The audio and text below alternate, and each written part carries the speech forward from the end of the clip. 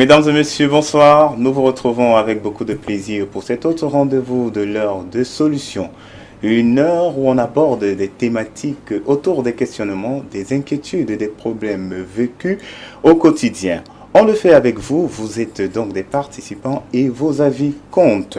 Vous retrouverez l'heure de solution 2 fois la semaine, le lundi et mercredi à partir de 20h30, rediffusion samedi 12h30 et 20h30 et dimanche 21h.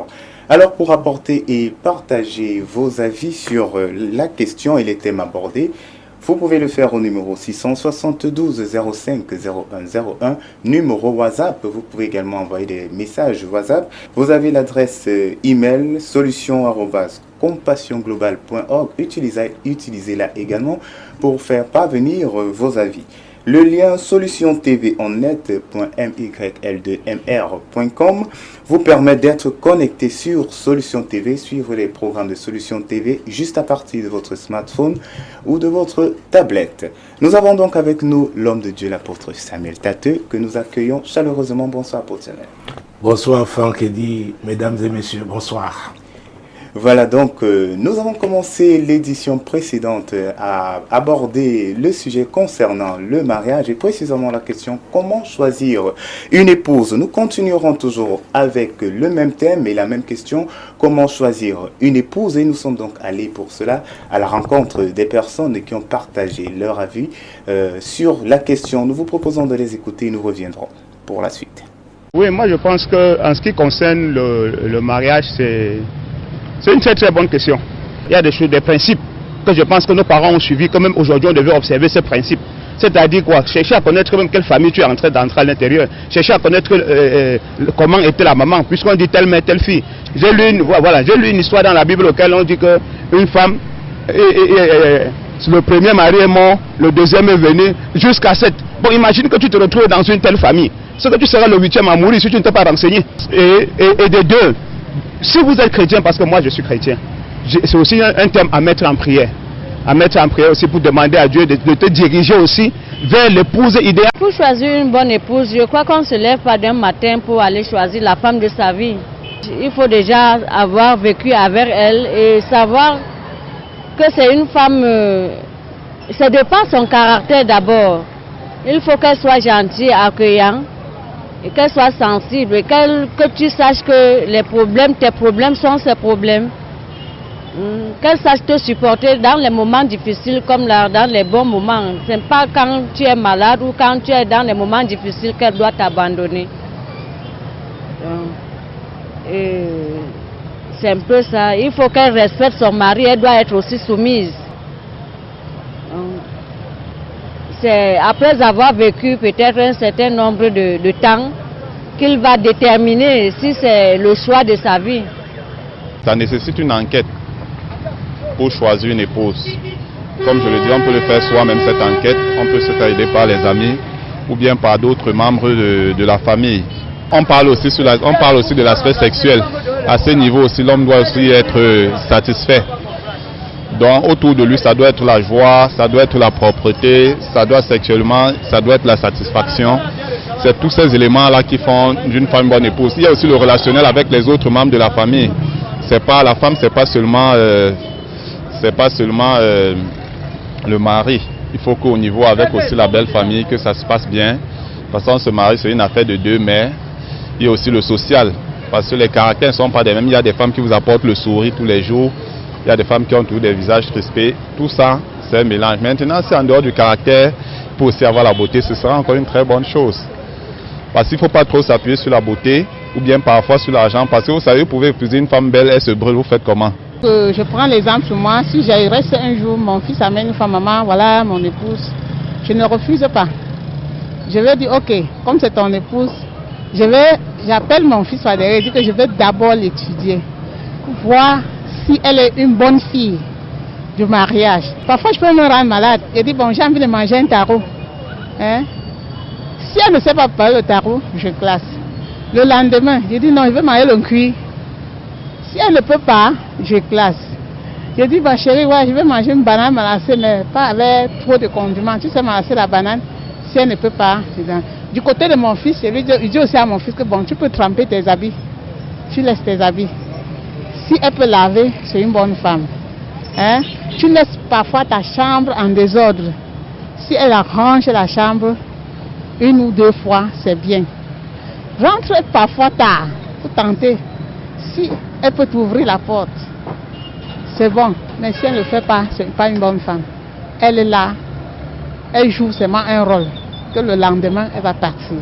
Voilà donc que vous les avez suivis. Chacun a partagé son point de vue selon sa conception. Nous revenons donc avec l'homme de Dieu avec cette question. Homme de Dieu, vous avez suivi les différents avis sur la question comment choisir une épouse. Et on va s'intéresser beaucoup plus aux dames. Et la question elle reste, est-ce qu'une maman a-t-elle un mot à dire dans le choix de son fils? Oui, la dernière fois, j'ai parlé des parents. Oui, tout à fait. Oui. Est-ce que les parents ont leur mot à dire? Oui. Ce serait ne pas leur accorder la place qu'ils ont besoin. Parce que, à vrai dire, les parents veulent voir leurs enfants réussir. Tout à fait. Ils veulent voir leurs enfants réussir, mais seulement, j'avais insisté déjà la dernière fois qu'il y avait une limite. Et cette limite pouvait être observée, respectée, si et seulement si on avait affaire aux gens responsables. Tout à fait. Nous avons vu que ce ne sont pas des gamins qui se mariaient. Ce ne sont pas des enfants qui se mariaient. C'était des adultes. Nous avons pris l'exemple de l'apôtre Paul tiré de 1 Corinthiens chapitre 13, verset 11. Et il disait que quand il était un enfant, il parlait comme un enfant. Il pensait comme un enfant. Il raisonnait comme un enfant. Mais quand il est devenu homme, c'est-à-dire adulte, et c'est très important, ça ne concerne pas seulement le futur époux, ça concerne aussi, n'est-ce pas, la femme qui s'engage dans le mariage. Tout à fait. Parce que la Bible nous dit, ici dans Proverbe chapitre 14, verset 1, n'est-ce pas, que la femme sage bâtit sa maison. C'est très important. Ce n'est pas la fillette, ce n'est pas la gamine. Proverbe chapitre 14, verset 1. La femme sage bâtit sa maison et la femme insensée la renverse de ses propres mains. Voilà, c'est la femme sage. Parce qu'il y a aussi la femme qui est insensée. Donc, cette sagesse nous fait penser à la maturité. Encore une fois, je l'ai dit pendant la dernière édition qu'il y a des enfants de 60 ans. Donc, ce n'est pas toujours l'âge.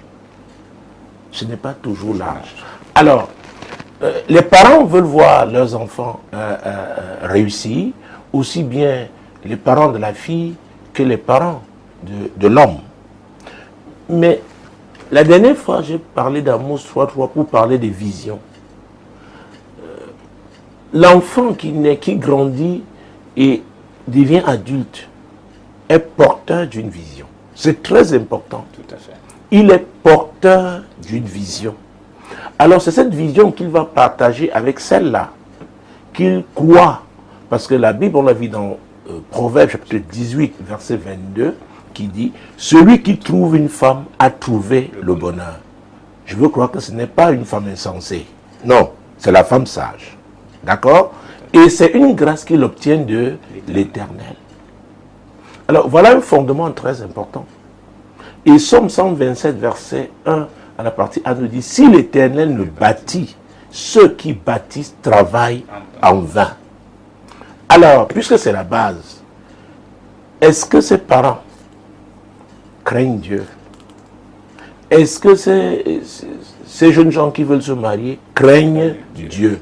Parce que la Bible dit encore, c'est la crainte de l'Éternel qui est le commencement de la sagesse. Voilà. Alors, si tous craignent Dieu, ils feront des choses, leurs décisions, leurs conseils, n'est-ce pas, iront dans le sens de pousser, contribuer à ce que ces jeunes gens réussissent dans leur mariage. Et d'ailleurs, s'ils craignent Dieu, on va voir l'exemple. Parce qu'on va voir, il s'agit là des parents déjà, c'est-à-dire ils ont un vécu. On va voir les fruits que la crainte de Dieu a produits dans leur propre vie. C'est très important. Et c'est pour on peut très bien comprendre ce que Dieu disait quand il s'adressait à son peuple, qu'il ne fallait pas qu'ils donnent leurs filles aux païens, ni prennent les filles païennes pour épouses, n'est-ce pas, leur trouvent leur donne des filles païennes pour épouses. Parce que ce ne sera pas la même vision. Nous avons parlé de classe la dernière fois. Ah! Vous savez, dans ce monde, quand on parle de classe, beaucoup sont gênés et parce qu'on croit que la classe a seulement à voir avec l'argent. Non. La classe a à voir avec des valeurs qu'on porte. C'est très important. Et dans certains milieux, le type d'éducation que les enfants ont reçu fait qu'ils respectent les adultes. Les cadets respectent les aînés. Quand vous allez chez les Yoruba au Nigeria, vous verrez que la femme ne parle pas n'importe comment à son mari. C'est à cause d'une éducation de base. Mais il y a aussi des régions où les femmes, pour parler à leur mari, montent sur la toiture. C'est une façon de dire que, bon, sans respect. Or, la Bible déclare que l'homme est le chef. Et il faut donc appartenir à la classe là, qui accepte cette parole de Dieu comme étant le fondement de sa vie. C'est très important. C'est pourquoi on va monter, descendre, on va revenir sur la notion de vision. Le prophète Amos, n'est-ce pas, dans le livre qui porte son nom, chapitre 3, verset 3, s'interrogeait. Deux hommes, deux personnes, marchent-elles ensemble sans s'être accordées, sans s'être concertées? Ce n'est pas possible. Donc il faut regarder dans la même direction. Et c'est pourquoi la dernière fois j'ai dit, un homme qui n'a pas de vision ne doit pas chercher à se marier. Parce que qu'est-ce qu'il présentera à la jeune fille? Il dira, tu es belle. Elle n'est pas la seule belle femme. Encore que pendant le mariage, beaucoup de choses peuvent arriver. Il y a des déformations liées, n'est-ce pas, à la vie, aux péripéties de la vie. Alors, si c'était que cette beauté physique, ça veut dire que l'objet même du mariage aura disparu. C'est pourquoi je parle de vision. Parce que il y aura toujours des moments difficiles. Même quand c'est Dieu qui vous aura mis ensemble, il y aura des défis. Il y aura même des moments, si vous ne faites pas attention, vous risquez de douter. Est-ce que Dieu est vraiment dans cette affaire? C'est pourquoi nous marchons par la foi. Mais parce que vous avez une vision, vous n'allez pas laisser que le destructeur donc, la détruise. Donc vous, à un moment donné, vous allez vous surpasser, dépasser les conflits personnels pour regarder, n'est-ce pas, à la vision, qui est la vision divine. C'est pourquoi j'insiste sur la crainte de Dieu. Et en ce moment-là, il n'y a pas de place pour l'ego. Non, non, non, non, non. Parce que Dieu a la première place. Alors, je parle de la classe des gens qui craignent Dieu. Je parle de la classe des chrétiens. C'est très important. Parce que Jésus est la parole. Donc, si nous ne regardons pas dans la même direction, ayant pour fondement dans la parole de Dieu, il est difficile, n'est-ce pas, qu'on chemine ensemble. Vous savez, donc, chercher à savoir, pour savoir si les parents n'ont pas leur mot à dire. Moi, je pense, parce que ils ont quand même une expérience de vie. Et j'enseigne sur la cartographie spirituelle. J'enseigne sur les fondements. La fille que votre fils veut épouser vient d'où? C'est la fille de qui? En tout cas, pour nos aînés à l'époque, ce sont des questions qu'on leur posait. Tout à fait. Et on menait même des enquêtes pour savoir. La dernière fois, j'ai parlé des enfants de famille, des filles de famille. C'était des enfants qui, leur éducation était une éducation particulière. C'était une éducation de noblesse, de dignité, d'honnêteté. C'est pourquoi, tout ce que j'ai dit, quand je parle de classe, il ne s'agit pas de l'argent. Mais je veux aussi rappeler que je viens du sous-quartier, je connais la mentalité du sous-quartier. Ah oui, nous, là où je suis né, la maman qui faisait à manger, la voisine, elle faisait pour tous les enfants. Donc, on pouvait entrer manger chez elle, il vient manger chez nous, et après, oh bien, il y a une évolution, ce n'est plus ça. Nos camarades qui étaient des fils de hauts fonctionnaires qui vivaient à Bonanjo, il y avait des clôtures, des barrières. Vous comprenez ce que je dis? Donc, un enfant qui vient donc du ghetto, Même si, parce qu'il a été intelligent, est devenu ingénieur, est devenu médecin, il y a un travail à faire. Il y a un travail à faire par rapport à l'autre qui vient d'une classe, n'est-ce pas, socialement élevée. Ça, il ne faut pas qu'on se leurre, c'est la vérité. C'est la vérité. Je vous ai dit, j'ai eu à apprendre. Et c'est pourquoi que je parlais des 2 H la dernière fois. Le premier mis pour honnêteté, le deuxième pour humilité. Vous ne pouvez pas apprendre si vous n'êtes pas humble, si vous n'êtes pas honnête. Donc la notion de classe, n'est-ce pas, c'est Dieu qui l'a créé. Même au ciel, il y a des classes. Il y a des archanges, hein? Oui. Ce ne sont pas des anges ordinaires. Donc, les parents ont un mot à dire. Et surtout que, nous devons parler d'éducation. Quel type d'éducation on donne aux enfants en ce qui concerne le mariage? Je vous ai dit la dernière fois que tout se passe aujourd'hui comme si les hommes de plus en plus perdent la main. Ils clament leur autorité de chef, mais ce n'est pas une affaire de bruit, de vacarme, non. On leur a pas enseigné ce qu'il faut faire pour pouvoir maintenir cette autorité de chef. Comment l'exercer? Et vous savez, de plus en plus, les femmes vont à l'école, les femmes ont les yeux ouverts, comme on disait à l'époque quartier, leurs yeux s'ouvrent. Donc, elles posent des questions pertinentes. Elles veulent savoir quel est le plan. Parce que vous avez une vision, oui, très bien.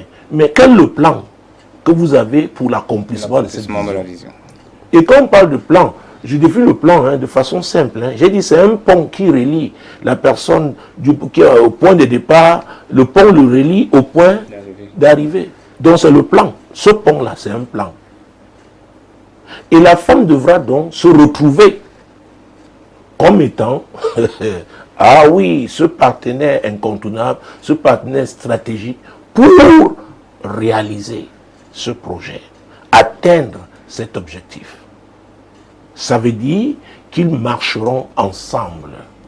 Ça veut dire qu'ils devront s'accorder. Malheureusement, je peux vous le dire, en 20 ans de ministère, j'ai eu la grâce de célébrer beaucoup de mariages, les bénir.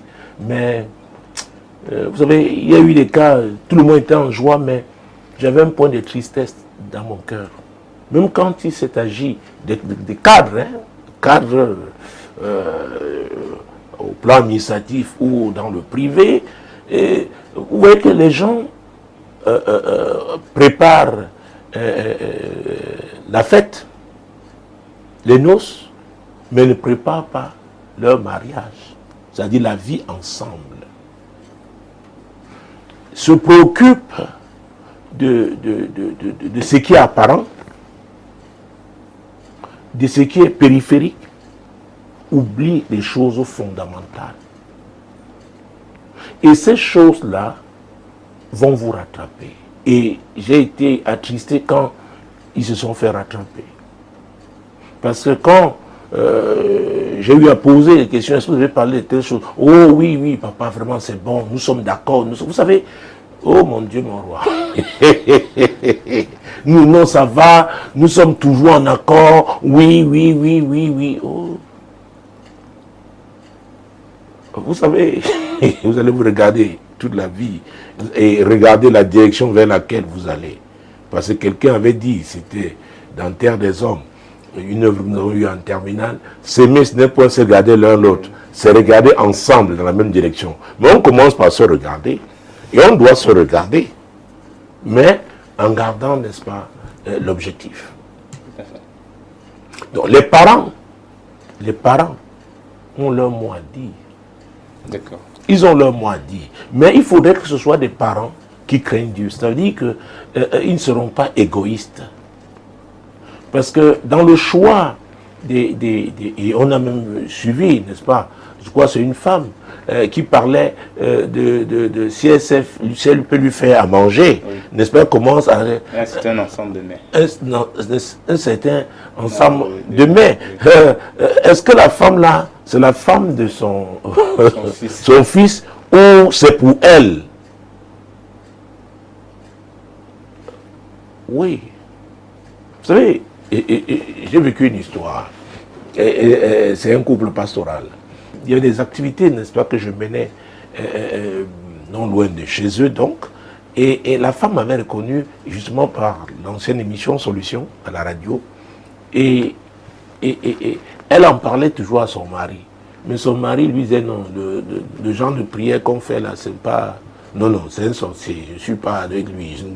Alors, ce jour-là, c'est lui qui réalise que c'est moi. Il m'a reconnu par la voix, parce que c'était à la radio à l'époque.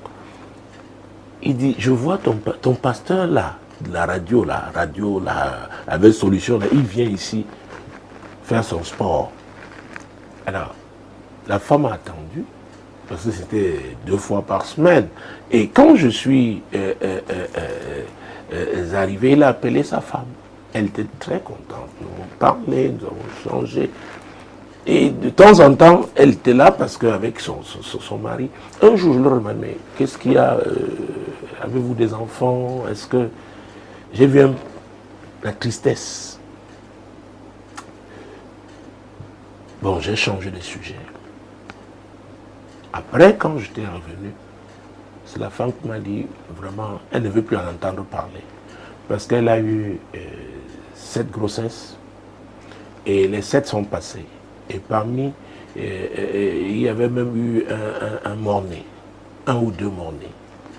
Et sa mère est venue les insulter, disant que son mari, qui a accepté Jésus, a vendu les entrailles de sa femme. Donc, elle n'en veut plus.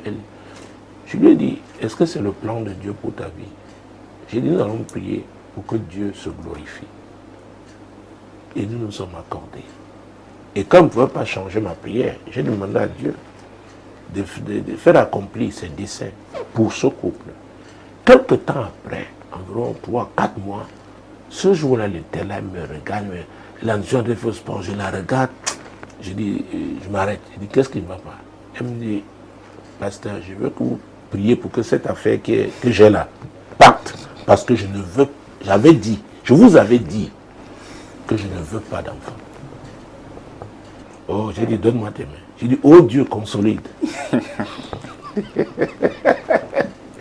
Et c'était extraordinaire parce que cet enfant est né au premier anniversaire, donc sa mère est venue pour la fête. Et ce jour, c'était un dimanche, je venais du culte, je me suis arrêté parce qu'on m'avait dit, je voulais partager ce moment spécial avec la même mère, n'est-ce pas, qui avait accusé le pasteur d'avoir vendu les entrailles à sa femme. Elle était en joie. Et il y a eu même un deuxième enfant après. Pour vous dire quoi? Pour vous dire que quand on ne craint pas Dieu, on ne peut pas voir les choses de la même manière. On ne peut pas voir les choses de la même manière. Et alors, est-ce que je dois raconter cette histoire? Je réfléchis. Alors, et ça concerne toujours un couple pastoral. Et j'ai eu l'habitude d'être aussi avec eux. Un jour, Dieu me demande de changer ma trajectoire. J'avais l'habitude de passer sur une route. Je ne sais pas pourquoi. J'ai demandé au chauffeur de changer. Et Clément se rencontre. Il s'arrête. Il était avec sa femme. Il me dit, homme de Dieu, c'est mauvais. La femme n'a même pas voulu me regarder. Je lui ai dit, bon, j'arrive. Quand je suis passé, il s'est trouvé que la mère du pasteur était arrivée. Alors, elle a décidé de faire sa cuisine. C'est-à-dire, elle devait manger ce qu'elle cuisine. Et la femme donc du pasteur faisait la cuisine pour son mari. Un matin, elle s'est levée et elle a fait un mets comme son mari aime. Des boules de couscous ovales. Alors, la femme aussi avait fait de bons plantains mûrs avec une saucisse, ce que son mari appréciait. Mais grande a été sa surprise de voir son mari, n'est-ce pas, s'asseoir devant le plat servi par sa mère. Et il a avalé les 3 boules de couscous et n'a pas touché à ce que sa femme lui avait apprêté comme repas. Alors la femme a décidé de partir. Comme c'est comme ça, reste avec ta mère. Nous parlons de mère. La mère de son mari, sa belle-mère, lui a prouvé qu'elle a la capacité de la déstabiliser, de la troubler. Parce que c'est anormal que la belle-mère arrive et décide de faire sa cuisine et décide particulièrement de faire à manger à son fils alors que sa femme est là. Vous comprenez ce que je suis en train de dire? Donc, il n'y a pas la crainte de Dieu. Ce n'est pas un type de parent qui craint Dieu. Donc, ce sont les parents qui créent des troubles. Parce que les parents qui craignent Dieu, quand il y a des problèmes, ils cherchent comment apporter des solutions pour que la paix, n'est-ce pas, soit restaurée. Parce que sans la paix dans un foyer, ce foyer, ce couple, cette famille ne va nulle part. Donc, et comme ce sont des gens expérimentés, ils sont passés par ces moments-là, donc ils ne peuvent qu'être de bons conseillers de part et d'autre. Donc, pas d'égoïsme, pas de parti pris, mais ayant choisi la vérité. Et c'est tous leurs conseils auront un fondement, la vérité. Donc, oui, les parents ont leur mot à dire, mais il faudrait que ce soient des parents qui, craignent Dieu et qui comprennent que les enfants ont grandi, notamment l'homme a une vision, n'est-ce pas, qu'il a présentée à sa fiancée et elle est excitée de l'accompagner dans le cadre de l'accomplissement de cette vision. Donc, ce couple est libre d'accepter ou de refuser les conseils qu'on leur donne. Parce qu'ils ont leur vision. Et c'est la vision divine. Parce que je suppose qu'ils ont été élevés, éduqués, n'est-ce pas, dans la crainte de Dieu. Donc, voilà le type de parent qui, moi, peut donner, n'est-ce pas, objectivement son avis, influencer le choix. Parce que ce type de parents aussi, quand il y aura des problèmes, ils seront solidaires. Voilà ce que je pouvais dire par rapport à cette question. Mais je pense que, oui, que je ne l'oublie pas, la dernière fois, j'avais parlé aussi, pris l'exemple, par exemple, j'ai pris l'exemple d'un prince qui devra hériter du trône. C'est autre chose. Parce qu'il a une responsabilité. Sa vie, à vrai dire, c'est un appel. C'est un appel. Et c'est pourquoi nous pouvons prendre un exemple. Genèse chapitre 24. Ça tombe bien. Genèse chapitre 24. Parce que la Bible nous donne beaucoup d'exemples qui peuvent, n'est-ce pas, nous aider à répondre à ce type de préoccupation. Donc, Genèse chapitre 24, nous allons prendre les versets 1 à 4. Abraham était vieux, avancé en âge, et l'Éternel avait béni Abraham en toutes choses. Abraham dit à son serviteur le plus ancien de sa maison, l'intendant de tous ses biens, « Mais je te prie ta main sous ma cuisse, et je te ferai jurer par l'Éternel, le Dieu du ciel et le Dieu de la terre, de ne pas prendre pour mon fils une femme parmi les filles des Cananéens, au milieu desquels j'habite, mais d'aller dans mon pays et dans ma patrie prendre une femme pour mon fils Isaac. » Pour mon fils Isaac. Il s'agissait de qui? Abraham. La Bible parle d'Abraham dans Genèse chapitre 12. Dieu lui avait dit quitte. Et c'est très important. Quitter. Si vous... Oh, l'histoire d'Abraham est très intéressante. On pouvait commencer même par le livre d'Actes. Actes chapitre 7. Oh, mais gloire à Dieu. Actes chapitre 7. Actes chapitre 7, versets 2 à 4. Étienne répondit, « Homme, frère et père, écoutez, le Dieu de gloire apparut à notre père Abraham lorsqu'il était en Mésopotamie, avant qu'il s'établisse à Charan, et il lui dit, « quitte ton pays et ta famille et va dans le pays que je te montrerai.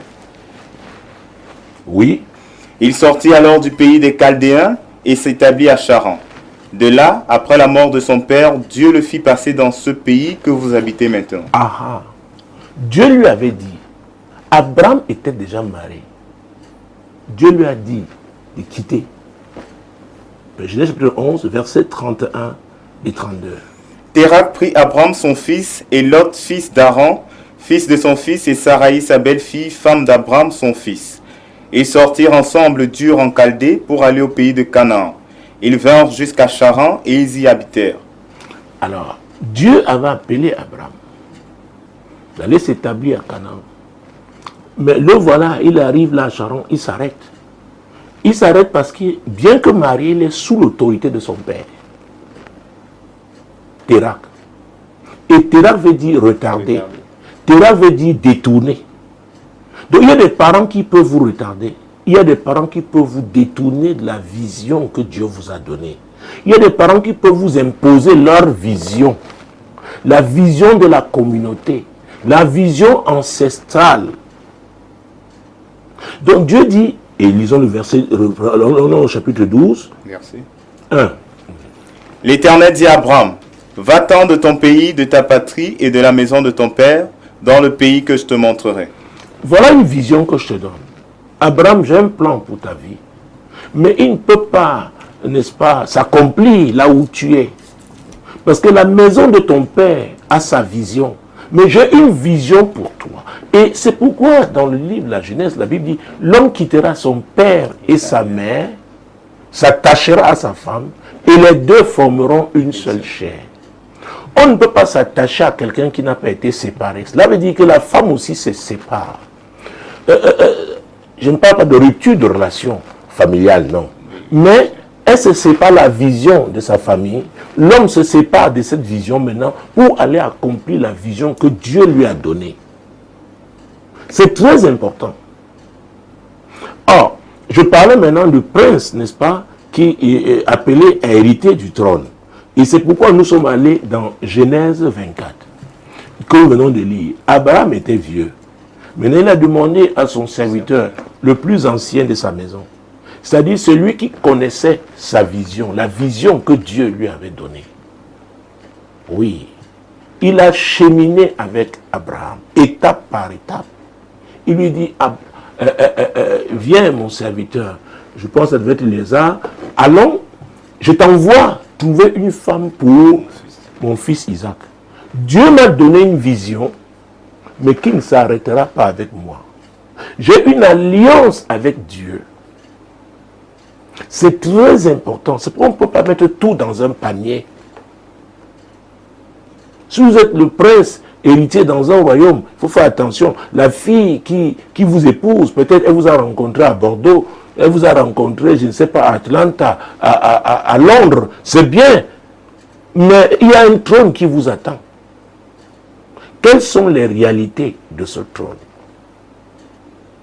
Donc si c'est un trône soumis à l'Éternel, où il y a la crainte de Dieu, ce sont les principes de Dieu qui vont s'appliquer. Maintenant, si c'est un trône qui sert d'autres dieux, ce sont les règles de ces dieux-là aussi qui vont s'appliquer. Que ce soit clairement dit. Donc on se marie pas seulement parce qu'on a vu une belle femme là maintenant, un bel homme qui a tout ce qu'on veut, il sort d'où? Qu'est-ce qui vous attend là-bas? Oui.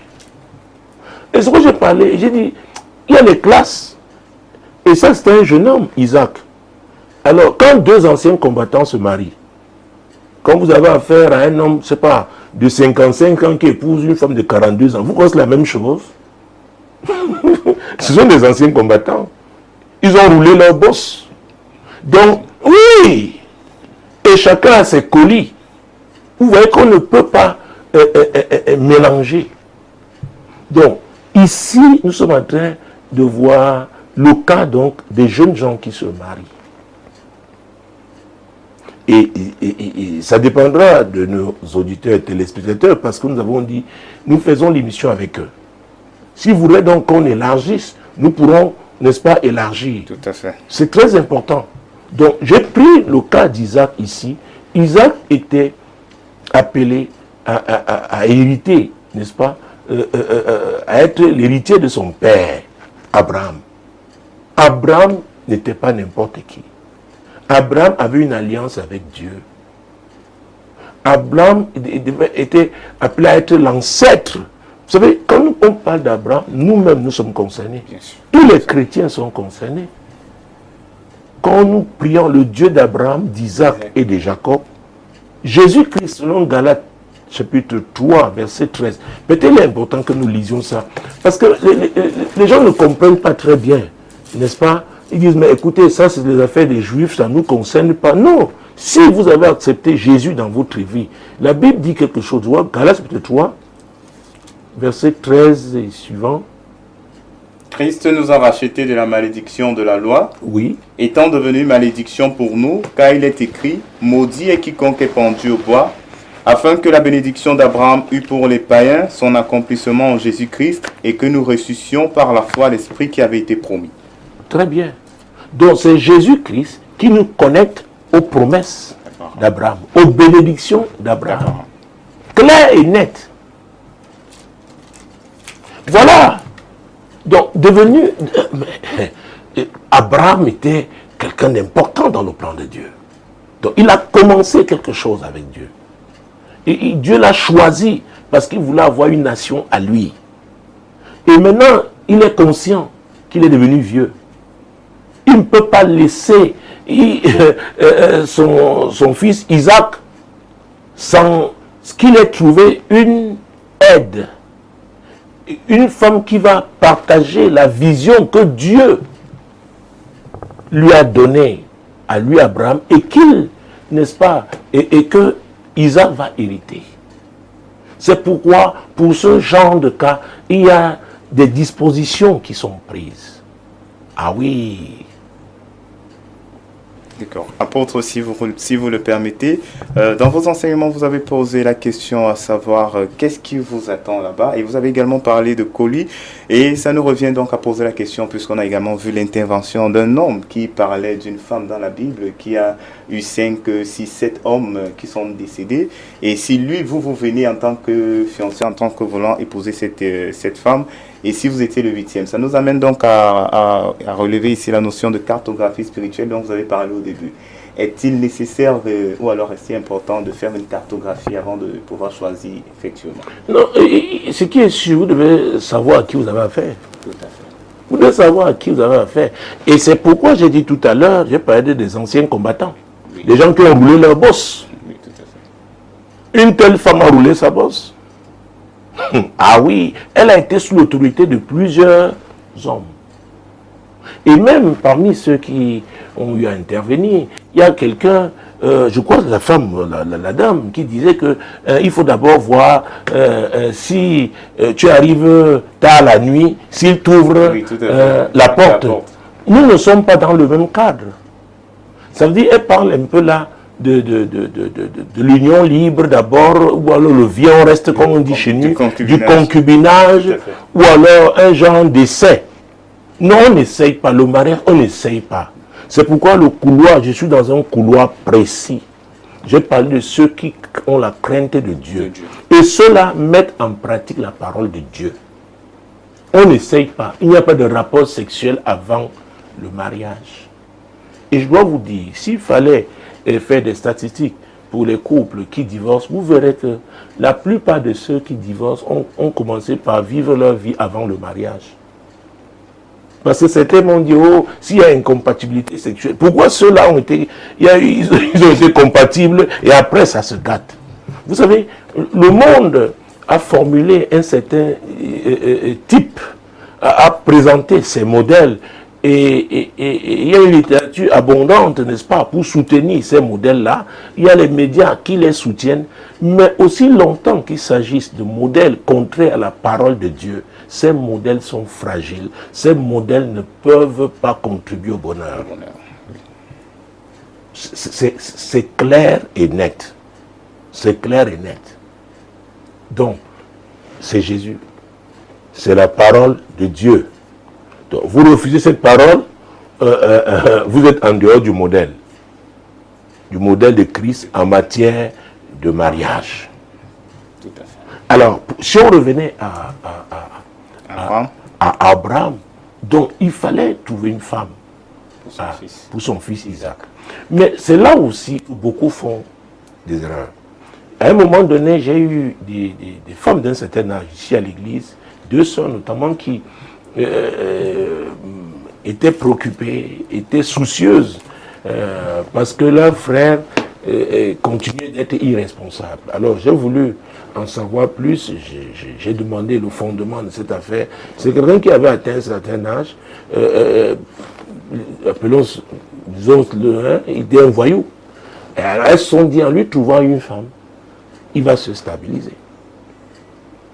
Le monsieur n'a pas refusé la femme, il a pris la femme, on lui a trouvé un logement, tout allait bien, mais il a commencé à faire des enfants. Il ne s'occupait ni de la femme, ni de l'homme, ni des enfants. Alors c'était, mais comment, voilà, il est irresponsable. Je leur ai dit, le problème c'est pas lui, le problème c'est vous. Vous avez conçu votre plan, vous le lui avez proposé, et comme là tu étais un feignant, il a dit, oh, comme vous avez commencé, vous allez continuer. Parce que le modèle d'Abraham, Isaac n'est pas n'importe qui. Isaac était porteur d'un projet puissant. Et c'est Dieu qui était derrière. Il fallait donc que son père Abraham, n'est-ce pas, mit des balises, un fondement solide. Et c'est pourquoi il a envoyé son serviteur, le plus ancien. Il a dit de ne pas trouver les filles là à Canaan où il était. Pourquoi? Ces filles avaient une réputation terrible.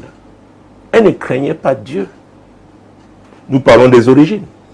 C'est pourquoi quand vous trouvez une fille qui vient d'une famille où on craint Dieu, il y a une base. Mais quand vous épousez une fille dont la mère tenait une gargote, n'est-ce pas, elle a eu plusieurs tontons, c'est compliqué. Voilà son modèle. Où elle a assisté aux bagarres, n'est-ce pas, entre sa mère et ses différents amants. Voilà son modèle. Elle risque de reproduire le même modèle. Oui. Où on buvait l'alcool, on t'a donné l'alcool très jeune, où il n'y avait pas de notion de fidélité. Et vous savez, même la loi le dit, hein, vous ne pensez pas au mariage si vous ne pensez pas être fidèle à votre conjoint, ou pas être fidèle à votre épouse. Donc l'homme vient d'où? La femme vient d'où? Si vous épousez un homme dont le père était polygame, et que c'est la norme chez eux, il y a des familles, quand un de leurs veut se marier, on dit, rassure-toi, hein, que comme mention système polygamique. Et il y a eu des mariages qui se sont, et je peux citer un exemple, hein, je ne vais pas le citer, mais je m'en souviens. J'ai dit à la fille, c'est toi qui prends la décision. La fille a dit, oh, non. Le jour là, la mairie, elle n'a pas signé l'acte de mariage parce que la famille de l'homme insistait qu'il mette polygamie. Ça s'est arrêté. Je l'ai dit la dernière fois, le Seigneur a dit, aime ton prochain comme toi-même. On doit s'aimer. On doit s'aimer. C'est normal. Donc quand on se livre, parce qu'elle va dire, il s'agit de sa vie. Le mariage est une union légale entre un homme et une femme. Oui. Et voilà Abraham qui est en train de préparer. Donc Isaac était un garçon qui n'avait pas eu d'expérience. C'est pas comme aujourd'hui. Rebecca aussi était une femme qui n'avait pas eu d'expérience. Elle n'avait été sous l'influence d'aucun homme. Alors, je dois vous dire, parce qu'on parle de, vous avez parlé de Colli, vous avez le monsieur qui a parlé de la femme qui a connu plusieurs hommes. C'est un problème. Vous savez, quand on a été sous plusieurs autorités, il y a plusieurs marques aussi. Oui, il y aura même des séquelles. Si vous épousez Et la Bible parle l'histoire de la femme samaritaine. Jésus lui dit, va, appelle ton mari. Elle dit, je n'ai pas de mari. Jésus lui dit, oui, c'est vrai. Tu as eu 5 maris et l'homme avec qui tu es là n'est pas ton mari. Alors, imaginez-vous, si elle avait fait ne serait-ce qu'un enfant avec chaque mari, elle aurait 5. Vous voyez un homme d'influence? Comment gérer une telle femme? C'est la grâce de Dieu. C'est pourquoi beaucoup veulent se marier à tout prix. C'est-à-dire multiplient les échecs. Ne s'arrête pas à un moment. Il y a aussi les hommes comme ça, qui ont plusieurs expériences. C'est pourquoi j'ai parlé d'anciens combattants. Et lui aussi, il a des séquelles. Donc il doit savoir où on va. Parce qu'il y aura des réalités qu'on devra vivre. Même si on prie comment, même si on jeûne comment, même si on récite la parole de Dieu, si c'est pratique, c'est le terrain. Et c'est une chose, voilà une chose qui me fait, qui me m'attriste quand je rencontre les chrétiens. Ils veulent faire ils vivent, n'est-ce pas, ils font la politique de l'autruche. Ils croient qu'en récitant la parole de Dieu, ils ne vont pas affronter les réalités de la vie. Non, elles sont là. Elles sont là, ces réalités. Vous devez les affronter. Il y a des choses, il faut en parler. Il faut en parler. Alors, Isaac, n'est-ce pas, le serviteur de son père, avait donné la dot. Et voilà un sujet. Un homme qui a donné la dot, et qu'après, le mariage se casse. Et quelle est la suite? C'est pourquoi ce sujet est un sujet très profond. Très profond. Vous savez, chez nous, en Afrique, parfois on prend, je ne sais pas, un jus d'orange, vous connaissez ça, la couleur, n'est-ce pas, qu'on peut mélanger au sirop de menthe, ça n'est plus la même couleur. Et on vous dit, est-ce que je peux boire? Le chef de la famille, la femme, il dit oui. Et il précise que, comme vous voyez là, ce mélange, on ne peut plus dissocier. N'est-ce pas? Parfois, on prend la cola. Il y a des choses que... Et ça, ce sont des symboles. Alors, quand vous, après, en ville, vous rompez votre relation, ce qui s'est fait là, vous voyez que ça n'a pas d'impact. Oui. Dans des familles idolâtres, parfois on répand le vin de raffia au sol, à terre, ou alors la liqueur que le garçon a apporté, le whisky qu'il a apporté. Et ils disent même qu'eux là-bas, ils parlent aux ancêtres. Ça, c'est l'idolâtrie que nous condamnons. Que la parole de Dieu condamne. Alors, ce sont des transactions. Des transactions qui sont physiques, mais qui ont une portée spirituelle. Bon, maintenant, en ville, le mariage ne marche pas. Vous avez divorcé, oui, au tribunal. Et au plan spirituel, c'est délicat. Oui.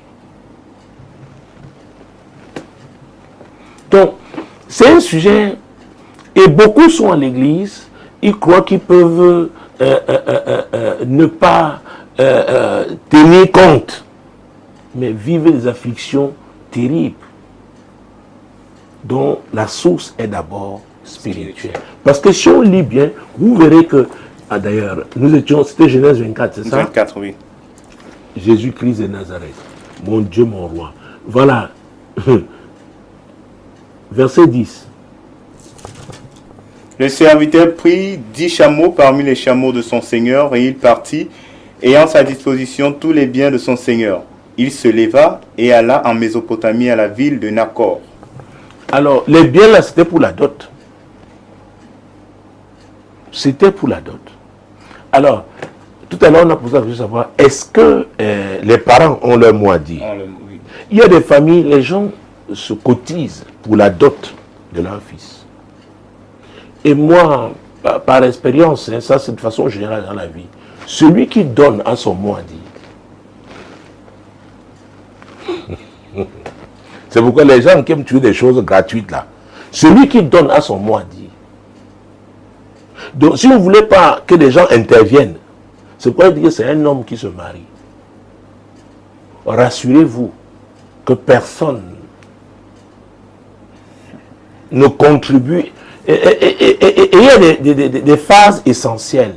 Dans ces phases essentielles, que personne, que ce soit vous-même, vous, l'homme qui s'engage à se marier. Parce que si vous avez un oncle sorcier, ce qui peut mettre là peut, oh mon Dieu, hypothéquer ce mariage. On a vu des filles qui ont été gâtées le jour de leur dot par leur tante, par une voisine à leur mère, une amie. Oh, oui, parce que ce sont des transactions qui sont faites. Et parfois, donc quand il s'agit des personnes initiées, elles savent comment manœuvrer. Il faut faire très attention. Bon, maintenant, vous venez, je ne sais pas d'où, de Bruxelles, vous avez étudié là-bas, vous avez trouvé une belle fille là, vous venez au pays, à vous dire, oh, tout ça c'est rien, on s'en fout, qu'ils fassent leurs choses, nous on s'en va. Hey! Et la dimension spirituelle. Oui, des transactions, n'est-ce pas, qui sont faites à l'occasion des mariages. Donc, mon Dieu, mon roi, le temps en train de... Oh, alors la question, si vous aviez été... Est-ce que j'ai répondu à la question? Oui, vous aviez pensé la cartographie spirituelle. La cartographie spirituelle. Donc il faut savoir... Il faut savoir d'où vient l'homme, d'où vient la femme. Et maintenant, quand vous avez les origines, maintenant son parcours. Il y a l'histoire de ce jeune homme qui était très fâché, qui a failli gifler sa femme devant une gynécologue, parce que la gynécologue, les femmes savent affronter les autres. Là, regardez droit dans les yeux. Dites-moi, vous n'avez jamais eu à vous faire avorter? La femme a baissé la tête. Alors qu'elle avait dit à son fiancé qui est devenu son époux qu'elle s'était jamais fait avorter. Le gars était furieux qu'elle lui avait menti. On a vu des gens qui ont des enfants qui cachent aussi bien les hommes comme les femmes. Et c'est pourquoi quelqu'un m'avait posé la question une fois de savoir si le don pouvait être une cause de rupture du mariage. Je ne suis pas juriste, mais encore une fois le fondement. Quand la vérité n'est pas là, ça veut dire que c'est le mensonge qui a pris place. Et qui est le père du mensonge? C'est le diable.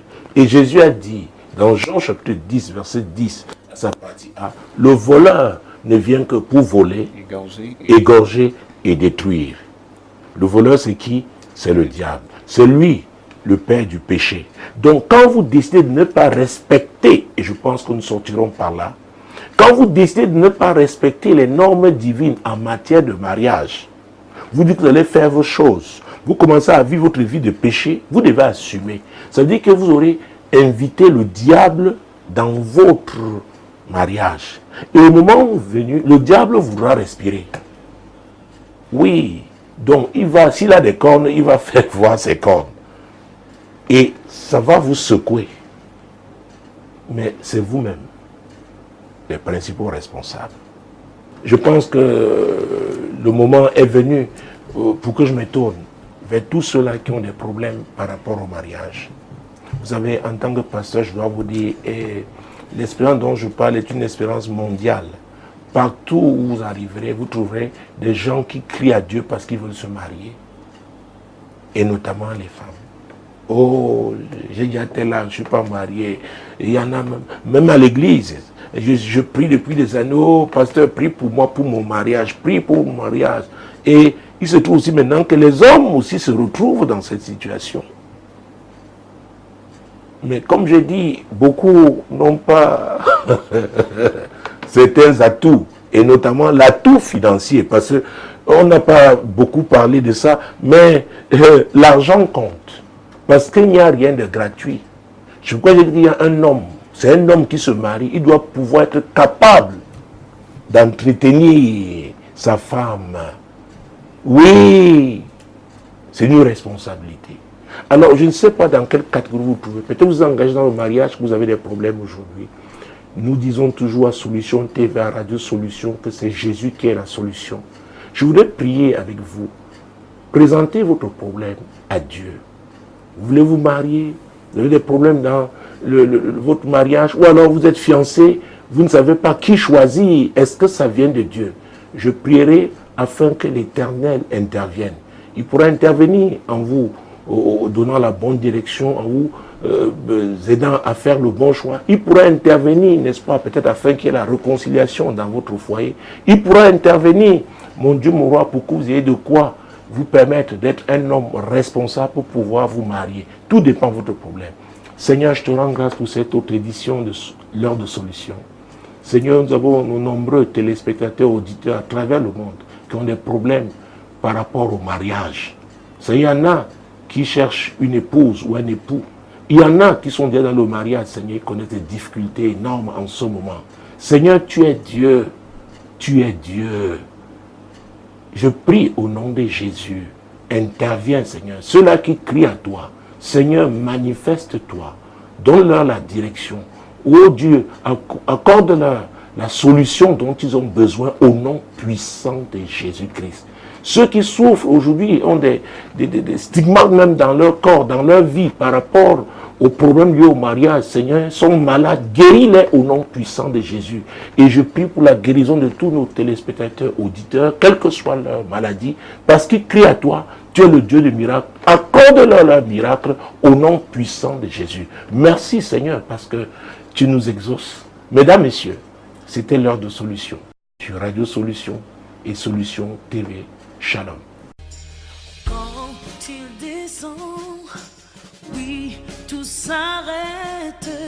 Il y a transfert entre ciel et terre. Quand il descend, l'atmosphère change.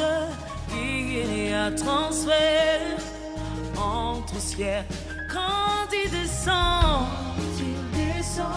oui, tout s'arrête.